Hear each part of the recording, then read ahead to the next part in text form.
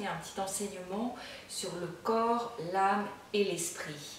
Oui, nous sommes faits en 3 dimensions, on peut dire tridimensionnelles, à l'image de Dieu qui est Dieu le Père, Dieu le Fils et Dieu le Saint-Esprit.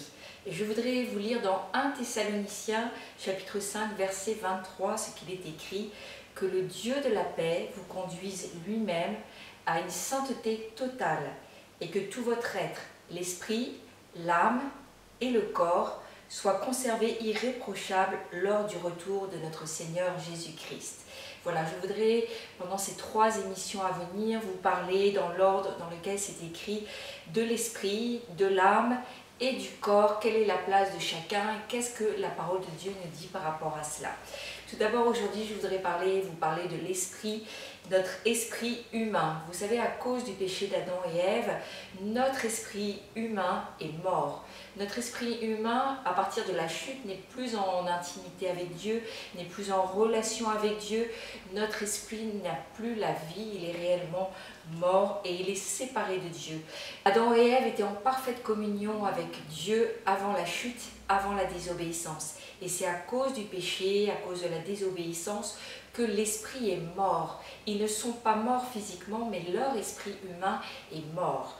Alors nous, quand nous acceptons le Seigneur Jésus comme notre Seigneur et Sauveur, nous disons que nous nous convertissons et quand nous naissons de nouveau, c'est-à-dire qu'il y a une régénération en nous qui est opérée par le Saint-Esprit, à ce moment-là, notre esprit humain est à nouveau vivant.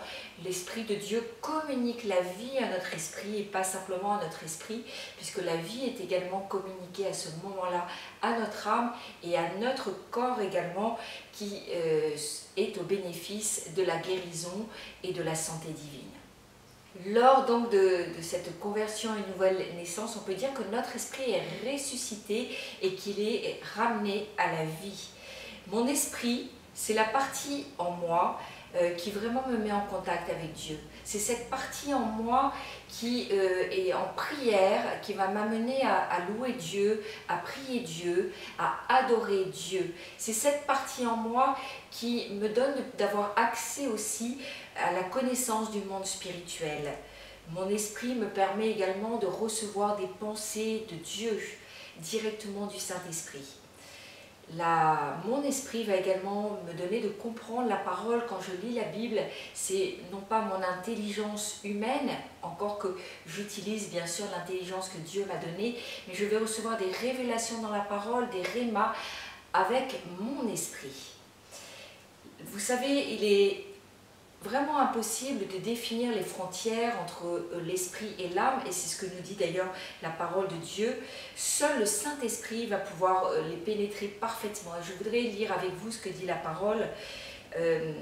C'est le Saint-Esprit qui va discerner ce qui vient ou de l'esprit ou de l'âme. Nous trouvons cela dans Hébreux 4, 12.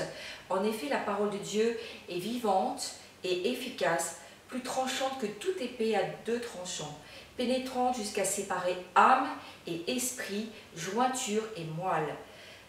Elle juge les sentiments et les pensées du cœur. Quand nous entendons la parole de Dieu, nous pouvons faire grandir notre esprit. Notre esprit n'est pas statique, notre esprit peut grandir et prendre beaucoup plus de place au fur et à mesure que nous allons nourrir notre esprit par la parole. Tout ce qui vient de la parole de Dieu va nous faire grandir. Et quand mon esprit est plus fort, il va pouvoir modifier également les souvenirs de mon âme. Tous ces souvenirs que j'ai eus peut-être avant de connaître Dieu peuvent être modifiés par mon esprit. Et mon esprit va également pouvoir modifier le comportement de mon âme.